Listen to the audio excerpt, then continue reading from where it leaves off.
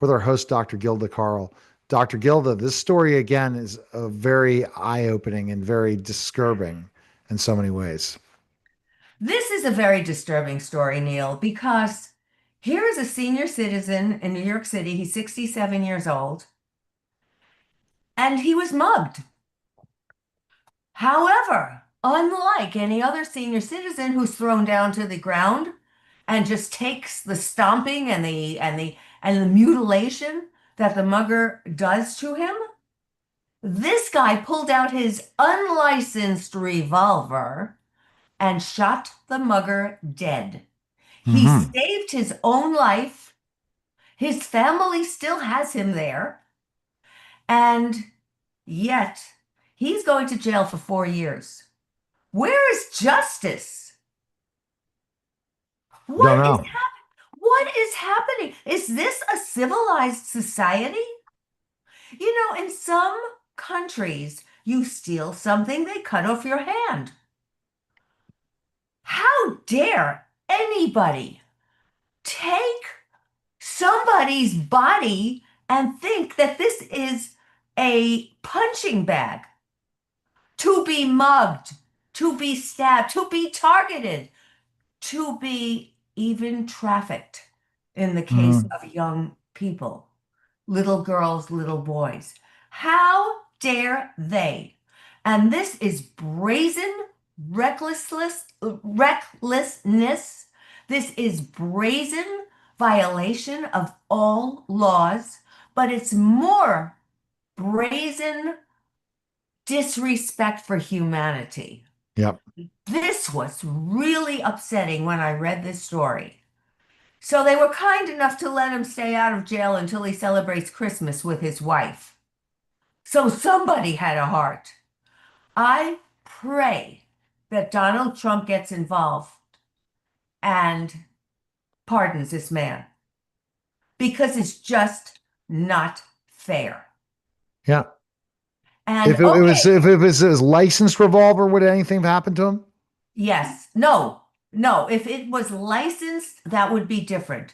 But the report said it was New York City's draconian gun laws. They are very, very tough when it comes to getting a gun. I know this. I was married to a hunter, and he tried to get licenses for his guns, which were almost impossible until he proved that he couldn't carry around a revolver, certainly not. But for his hunting, for his guns, he had to get licensed. Now, here in Arizona, I'm licensed. I have concealed carry license, and I can carry my gun anytime I want. Yep. And it's interesting, this culture here in Arizona is the certain stores post no armed, no arms allowed inside. No, um, no arms, no rifles, no guns. Mhm. Certain stores say that, but and you can't be waving around a gun anywhere. I mean, that's not okay, and it's not legal, and it's frightening to people. But certainly, everybody that I know who has gone to the gun club has had hours and hours of training in how to shoot and how to shoot properly and safely. So here's this guy. I don't know where he got this gun from, but here is this guy protecting himself. This is getting stupider and stupider when it comes to our own self-protection. And then we have the group of people screaming and yelling that, you know, we should not have so many guns on the street and they're anti-gun. You're only anti-gun if you get shot.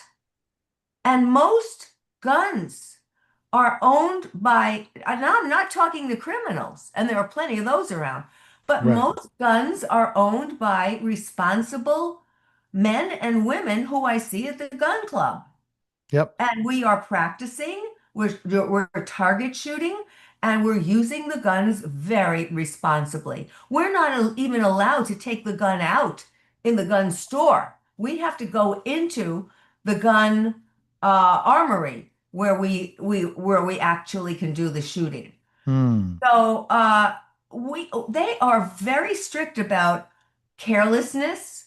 You cannot be careless when you are shooting. I mean, there are just strict laws. And when I meet friends, when new friends, we always ask, "Oh, do you shoot? Oh, well, let's go to your gun club or let's go to my gun club." I mean, that's the culture here in Arizona. In New York, I don't know. I don't know what they are thinking, but this is draconian. Totally. I mean, this is the problem. He was trying to protect himself. What if That's he it. didn't have? What if he didn't have a gun? What would have happened to him? He might have been dead. That's the problem. That is a very big problem. That's a huge problem. It's a frustrating problem for sure. And so you said that. So what is he going to get charged? Do they know yet? 4 years in prison. 4 years in prison for that. I'm reading it. Yes. And The Mondani's guy, not definitely not going to reverse it. uh, I, well, it's interesting. Listen, this guy tried to rob him and he protected himself. That's all that the story said. That's a very interesting. You should raise that because this could probably be another short unto itself. You heard, and it's very interesting for me watching male behavior, Mr. Macho behavior. Um, Mom Donnie was, oh, Trump is a racist. Trump is a fascist. Trump is a this. Trump is a that. And Trump said horrible things about him too. He said, we're not going to give him any funding if he thinks he's going to run the city into the ground and blah, blah, blah. Anyway, they met today. It was a love fest. Everybody thought it would be a fight fest. It was a love fest. Look, the Donald knows how to wheel and deal with the craziest.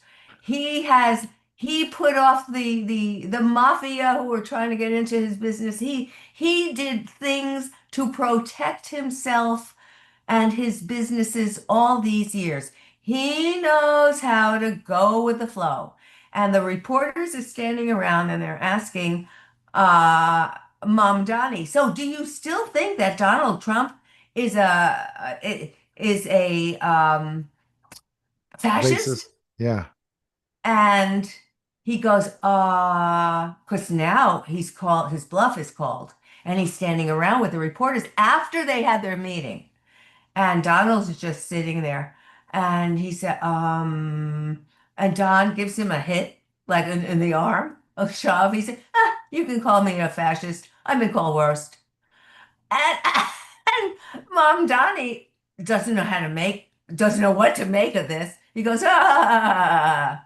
And it was a love fest. And Trump ended the meeting saying, it is to all Americans' benefit to get the city up and running well. And I will help you as much as I can. So he better mind his P's and Q's because Donald will turn on somebody in a dime. Look what he did with Elon. Yeah, exactly. Elon and he are back together again. I'm so happy. It was like I was a child watching my parents fight. It was so disturbing. But um, Donald Trump knows people, and Donald Trump will do the macho thing just as Mom Donnie was doing. Oh yeah, we're not going to do this, and we're Yeah, going yeah, to get yeah, that. yeah. And then when they were together, happy-go-lucky. Exactly. So let's watch it. This is a lesson for all my MBA students out there. This is a lesson in how to mold and negotiate around things that you don't necessarily agree with.